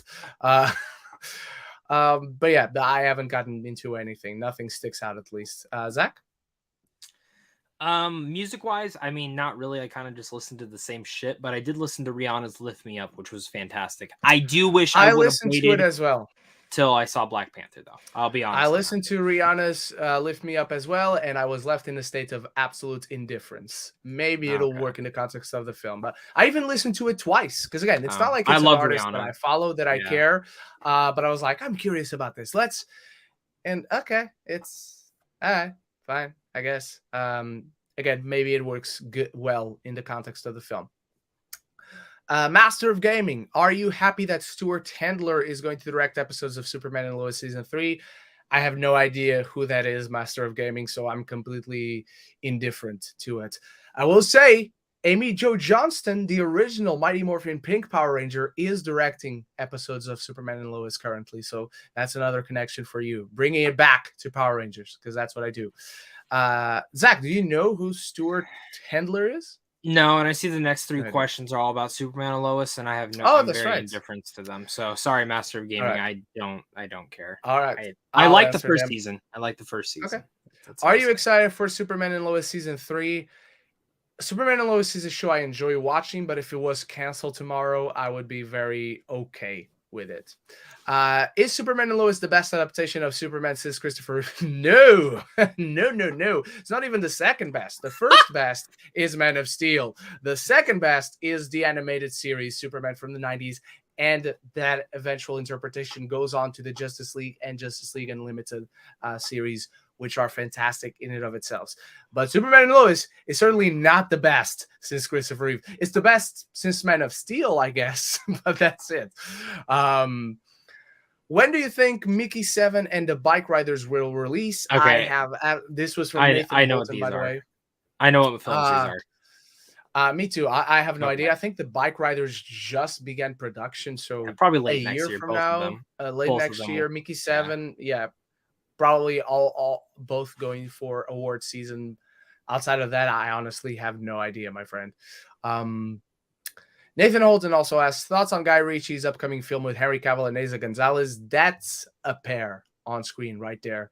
And the premise is also very interesting. I'm a fan of Guy Ritchie's style as a filmmaker, and Henry Cavill as a spy, man. Last time we saw, you know what? A sequel to The Man from U.N.C.L.E. Back to the question from Joe Fletcher. That's one of the sequels I'd greenlight, and I'd replace Armie Hammer, obviously. Who would you I don't know replace him with? Just like motherfucker, I just said I don't know who. I was gonna say, I have one. Go ahead. Weird choice. Ben Affleck. I think Ben Affleck would be a good pick. It becomes too much of a gimmick if you do that, because like, really? it's Ben Affleck and Henry Cavill, like, oh, it's Batman and Superman. Hang on. I know there's a good. You know what, Jake Gyllenhaal. Okay. Which that's the next part of his question too. Oh yeah, I thought he had an upcoming film, Guy Ritchie, that is, an upcoming film with Anthony Starr and Jake Gyllenhaal. He already got filmed, to be honest with you. Guy Ritchie makes films like crazy. I'm not familiar with this. Yeah, but Guy Ritchie makes films just as Stephen King writes books. So yeah, and most of them are always enjoyable. Yeah. Thoughts on the upcoming Vision show? Interesting, man. If you have never read Vision Quest, read it, because I'm very interested to see what they do with that. Really good. I love Vision. Vision Quest is really good because now it seems like that would be the time to introduce Wonder Man. And up until now, we have not gotten an official announcement for Wonder Man up until this point. The trades have talked about it, but not from Disney or Marvel officially. So interesting to see if that's when Wonder Man comes in on Vision Quest. Nathan Holton, thoughts on Dr. Doom not being in Fantastic Four? That's not what the trade said. Do you believe he won't come till Phase 7? No, I believe he will be in Fantastic Four because the trades say he will not be the main villain in the first Fantastic Four movie. That does not mean he's not going to be in the movie. He may very well be a friend of Reed and Sue. He may very well be on that mission that goes wrong and be a victim of that accident that disfigures him and has him becoming Dr. Doom, but he doesn't need to be the main villain of the original film at all. And I'm going to keep that with the information that I do have at that, so as not to reveal too much. All right. Do you have anything to add, Zach? Nah. All right. Nathan Holton again. Thoughts on Kelly Marcel directing Venom 3? And who do you think William Jackson Harper is playing in Ant-Man 3? So William Jackson Harper is playing a sort of leader of that quantum realm city. Like, it's not it's going to be a big role within the film, but it's not like someone we know from the comics. Kelly Marcel directing Venom 3. Let me say this. The Venom movies have been very successful with a large general audience. They've been box office hits. So the fact that she delivered scripts that got the audience to root for these movies, congrats to her. She's put in the work. Sony appreciates her work, and they're promoting her because of that. So good for her. My opinion on it, it sucks. I'm not a fan of the scripts she has written for either of the first two Venom movies. Maybe she's a better director than she is a writer. Maybe she just needs to direct her own shit. Like, maybe she needs to direct her own shit. I'm very curious to see what a woman's touch does on a Venom movie, to be honest. Does it get me excited for a Venom movie? No, not really at It's all gonna be the same whatsoever. tone. It's gonna be the It's gonna be the same thing fucking again. Yeah. thing. Like, and guess what? Money. Money. Just And guess what? I'm gonna hate it. Well, Venom 2 was better than the first one, but that's not saying much. All right. Nathan Holton. Thoughts on the trailer for Taurus? It got no a idea what this is. 73% on. No idea what this is. Never heard of it. Yeah, no idea. Nathan Holton, thoughts on Idris Elba, John Cena upcoming action comedy? No idea about it. I just said the Director headlines of that they're going to Nobody. start Yeah. in a director of Nobody. These two are awesome on screen together. Nobody has awesome action, has awesome comedy, and these two are comedic duo. They're comedic gold. So all thumbs up for me. Nathan Holton, thoughts on Avatar: The Way of Water and Babylon Runtime? Do you believe the second Avatar trailer will drop for Wakanda Forever? So we talked a little bit about the runtime. It just came out that the main trailer for Avatar: The Way of Water is going to drop on November 2nd on Good Morning America. Is that it, Zach? Yep. All right. Yeah, so November 2nd, it drops. Eric Thorpe, good friend of the show. How do you guys feel about John Williams' Superman score being used in the Black Adam mid-credits scene? I guess it's in line with the canon Justice League movie. But do we really want to harken back to that movie, even if it's canon? Why can't we get the Hans Zimmer Man of Steel theme? To me, it will always be Henry Cavill's Superman's theme. Will we ever hear it again? I think so. I think there's very much a good chance we hear it. I think it's more of a connection as to the last time we canonically saw Superman in the DC Cinematic Universe. But I wouldn't doubt that we get Hans Zimmer scoring the movie again, and we get that theme again. Dun dun. And I hope we do. Zach? Same thoughts as you, man. Gotta be honest, though, I didn't even notice. I was screaming my heart out because I was seeing Henry Cavill. So I do need to watch Black Adam again, even if just to get to that post-credit scene. And I say this as someone who really enjoys Black Adam. Eric Thorpe, do you think Man of Steel 2 will feel like a proper sequel to Man of Steel?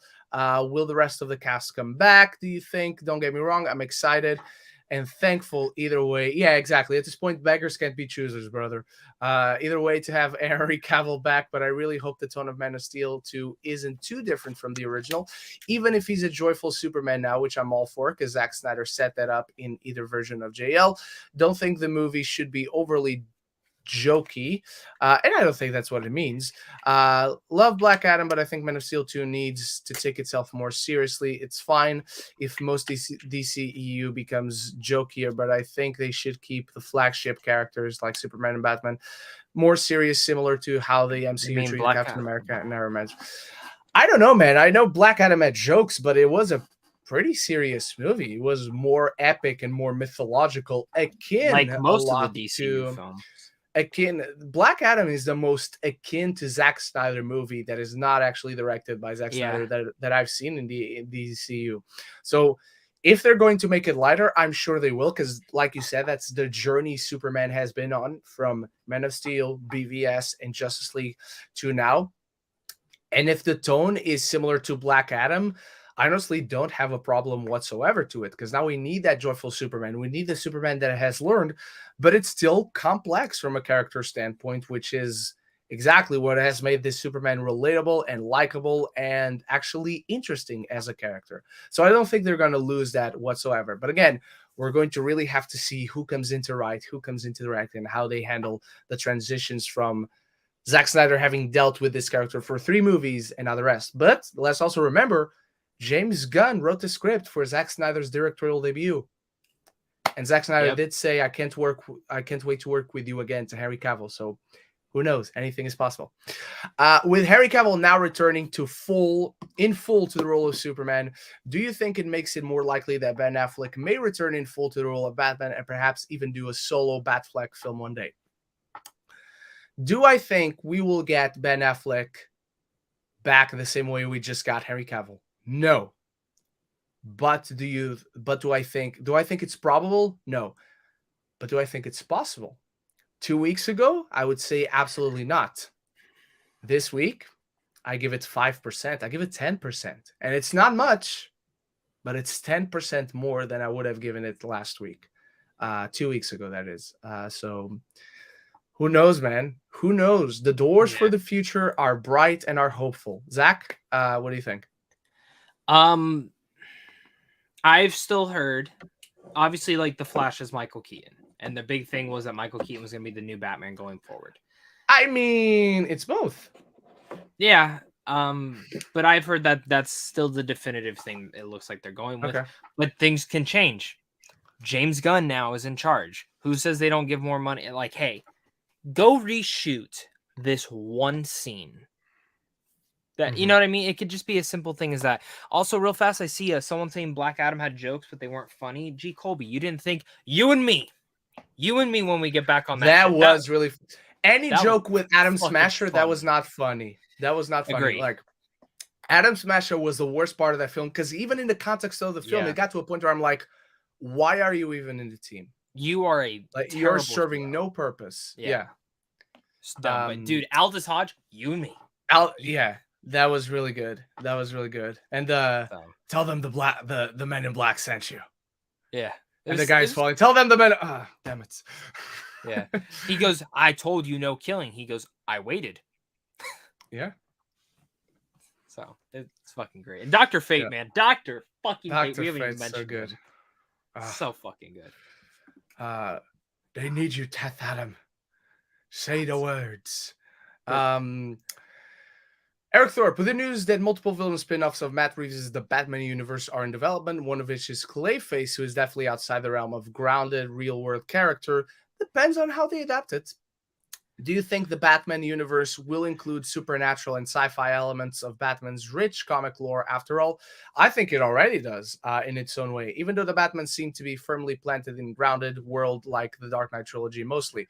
I think there's always ways you can adapt, like they did the Riddler. The Riddler is at the same time very faithful to the comics, but at the same time very different to what he is in the comics.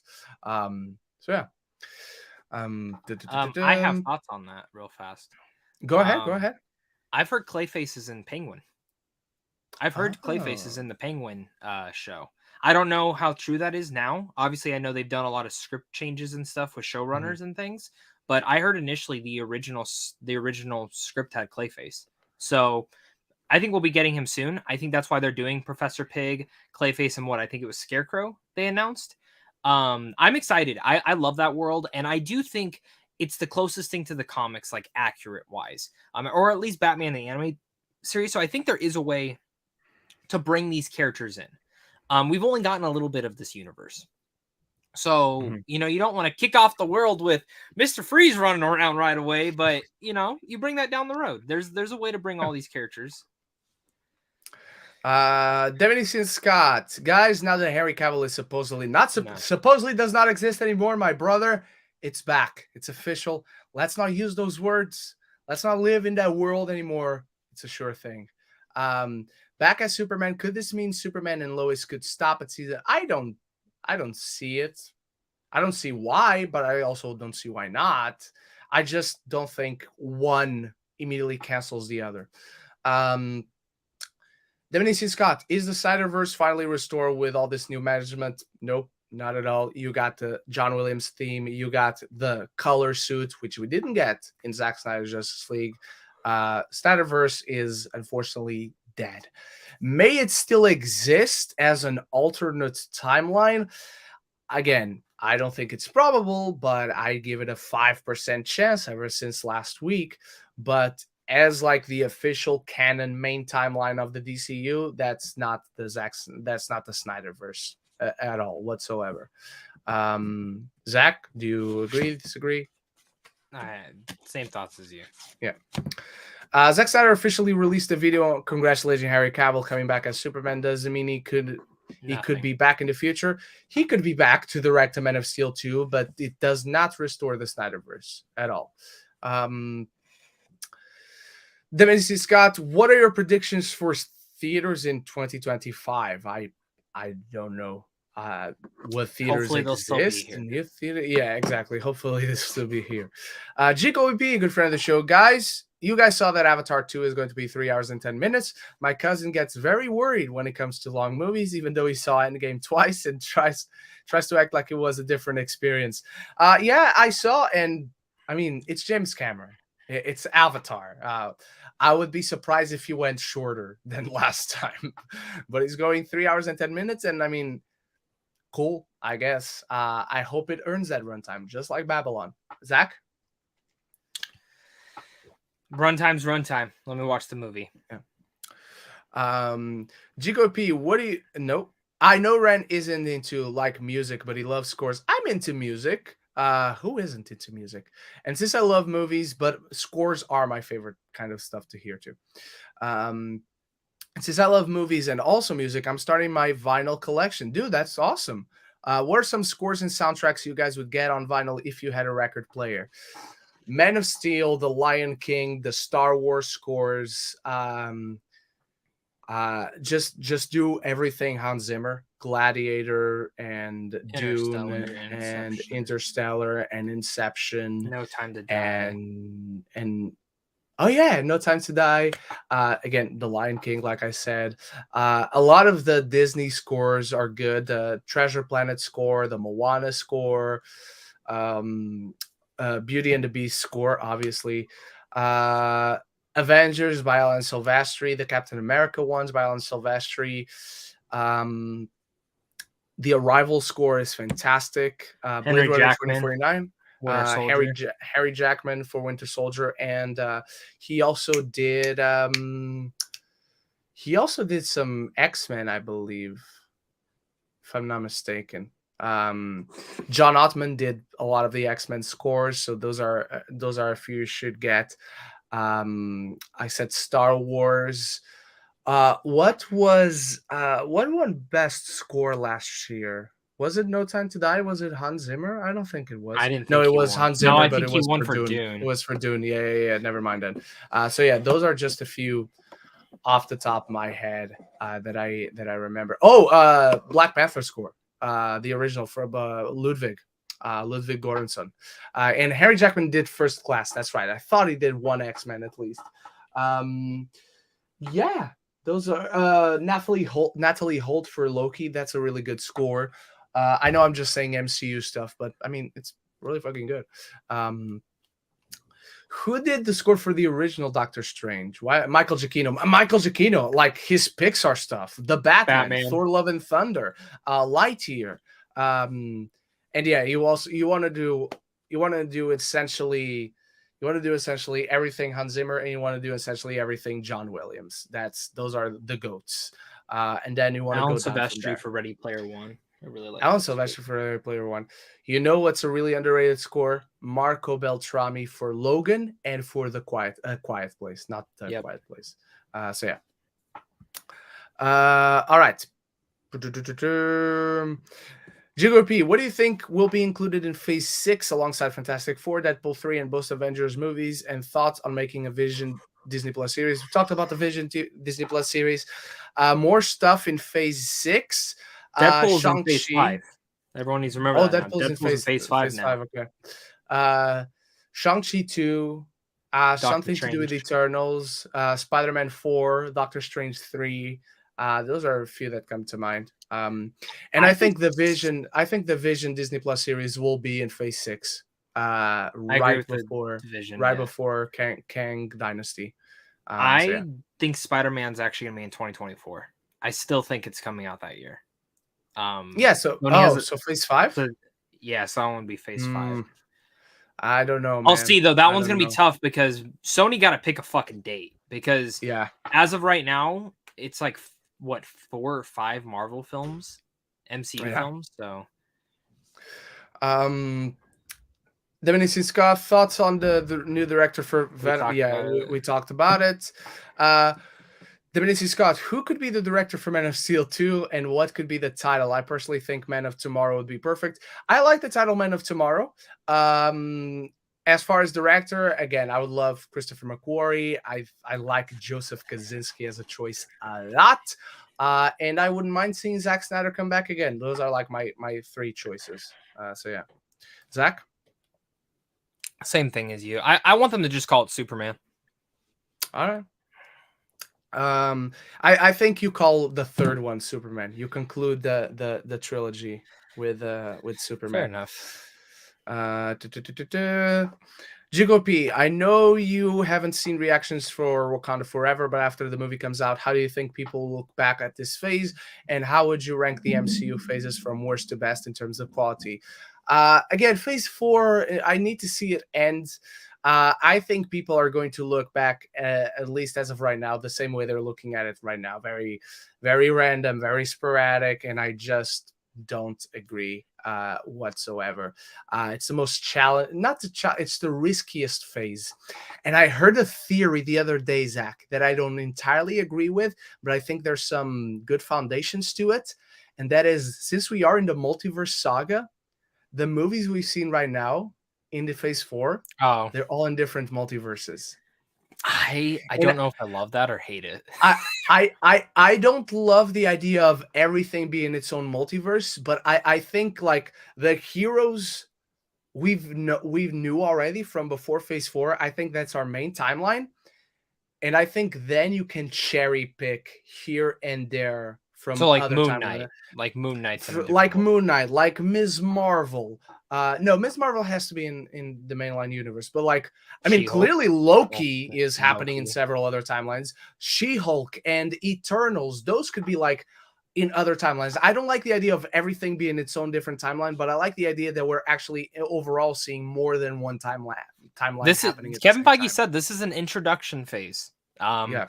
Which you asked us to rank it. I can't fully rank it till I see Black Panther and Guardians. Yeah, exactly. Technically, but I will say this is my second favorite phase. This is my second favorite All right. phase. All right. My favorite phase is Phase 3 by far. Phase 3 Well, is still not my by far. favorite I too. like them all. Yeah. Jigo P, Ren, what's going on with Matthew Vaughn? Just look that up he's stuff. a dickhead. He treats crew like garbage. He's very demanding. He's a prick. He's an entitled prick. Very good director. It's not like he did what Kevin Spacey did, or what Roman Polanski did, or what Ezra Miller did, but he's just a douchebag. So yeah. Jacob P, I'll say this. I know I'm known in the chat as the lone Man of Steel hater, and how could I never connect? And now I could never connect with Henry Cavill Superman as a character in both that and BVS. But I will say I'm happy he's back, and hopefully he has better writers to back him up, because I always thought Cavill had potential, but the script and even direction hold him back, in my opinion. Hey, that's fair. I disagree, but that's your opinion, and I respect it, brother. GGP, you guys heard about Sony's plan about not. You guys heard about Sony's plan? I don't want to about hear not about this. just. I don't want to hear Okay. about this because I think this is a leak. So I'm just gonna. Okay. This is the one thing I Okay. don't know. I don't know if we should talk about. Okay. This one's kind of I a mean, leak. Just because 3C okay. talked about, I love Chris, but sometimes Yeah, I talk love about Chris. things that are a little bit of a leak. Yeah, maybe you can read it. I mean, okay, I'm gonna read it. Not just MCU Spider-Man, but their universe. I'm hearing this from your buddy 3C Films, that they're following up that Scorpion mid-credit scene from Homecoming. Gwen is not going to be part of the new trilogy, and somehow Tom Holland is in Sony's Spider-Man, maybe, and then that just sounds very confusing. I don't know what Sony's doing, and I hope that's not true. I hope that's not true at all. At all. Jigo P, also, do you think people are too wrapped up on Rotten Tomatoes, especially with Black Adam reviews? Yes. Even without Black Adam reviews, yes. I don't even care about the movie, and even I'm going like what you like. Who cares what critics or audiences say? That's what I say to you, brother. I don't know what people have just been absolute goobers on Twitter from either side of the spectrum, whether people that like it, whether people that hate it. So yeah. Jigo P, this is the penultimate question. Were some characters you hope they make specials for in the future of the MCU, and do you think they should do more specials than 6 to 9 episode series down the road? Good question. I don't know. I think the special, like, when you look on the specials, and they just did their first ever with Werewolf by Night, but now the holiday special is also a special presentation. I think that's what special presentations should be. They started off with doing those shorts that came on the Blu-rays, like Coulson's Road from Iron Man 2 to Thor, and then what happens to Ben Kingsley after Iron Man 3 when he's in prison and all Haley that. Atwell one too. Yeah, the Haley Atwell one, which is so good. I think those shorts now became the special presentation. It's these in-between stories that we can be very creative with, and they don't need to be these massive world-changing events or massive stories. They're They introductions can in a just way. they're introductions, they're offshoots. Like they don't need to be the main story for your characters, but it could be what they do in between those stories that we connect to. And I think that's kind of what perfectly this one okay. is for Guardians. Yeah. What are they doing in between Exactly. Thor and Guardians 3? Exactly. So I don't think they need to do either one or the other. I think they can have their specials and their 6 to 9 episode series down the road. I hope they transform the 6 to 9 episode series into 10 episode series. And we know we're getting an 18 episode series with Daredevil. So let's hope there's more of that. And final question, channel member MSB, who I hung out during LFF because he came over. I'll probably not be able to listen to it live, but I want to leave this question here so I can come back later. Your thoughts on the Rings of Power now that Ren has finally finished it? We can talk about it freely. Follow-up question, excited for season 2? If yes, which character storyline in particular are more interested in seeing explored? We talked a little bit early on. I thought so. My thoughts didn't change from what I got out of the first 2 episodes. I thought the show was fine. It's a solid watch, even if frustrating because there's so much potential in there for more. Like you can see every freaking dollar on screen. And I'm a fantasy fan, so I should have loved this. But as a fantasy fan, I don't just want to see unique landscapes and fantastic creatures. I need the story. I need the characters to matter. And to me, Rings of Power felt very much like it was just padding out its runtime to get started. I felt like some stories felt very uneventful. Arondir's story with Brownwind felt very short-handed, like it was only there to cap off with someone else's story. And they disappear after episode 7. No, after episode 6, I think. The stuff with Numenor, I think, beautiful landscape. I don't know why we're wasting so much time on here. And even the reveal with Halbrand being Sauron, called it, saw it coming a mile away, and I don't mean that as a bad thing. It makes sense. But at the same time, I don't feel like it was properly gradually developed and hinted at towards the season. It was just something, it was Galadriel's motivation. Then it eventually disappeared as she found a new purpose, and then it came back at the end. Even those final moments between them, he just went away after she said no. Like he just, oh, you don't want to join me? All right, bye-bye. I'm going to Mordor. So it's frustrating. I'll watch the premiere, at least the premiere. But this very much felt like it was. So this was, for these writers, this was their first thing ever that they're writing for television or anything, and it shows. So I hope they learn from the mistakes of this season, because I think the world has promised, the characters have promised. Like I said, like Zach and I talked about the beginning of the show, I love everything with Durin and Elrond. The characters are fleshed out, the relationship fleshes them out, and you understand so much more about each of them from their own perspective and the other's perspective. It matters from the beginning to the story, and you feel that, and then it just disappears. So I just want the show to be more focused, to have every scene matter for the story. There are so many moments in here. Look at the beautiful landscape. Look at how gorgeous this shot here. Look at Galadriel on her horse in slow motion. Why is it in slow motion? Why are we just getting to the point? Like, I hate to go to the direct comparison, but House of the Dragon, it's a slow-moving show, particularly in the first half, but every scene matters. Every scene has weight, and I know Rings of Power has the same potential. But to me, Rings of Power, as much as I want to love it, to me, it showed a lot of the issues that for years had so many people look down on the fantasy genre as something that was not legitimate or something that was not a valuable story to be told, that didn't carry value in characters and in story and in themes. And it can be that. It can be that. Fantasy is a legitimate genre of story. It can be just as valid as any self-righteous and self-indulgent drama that we see out there.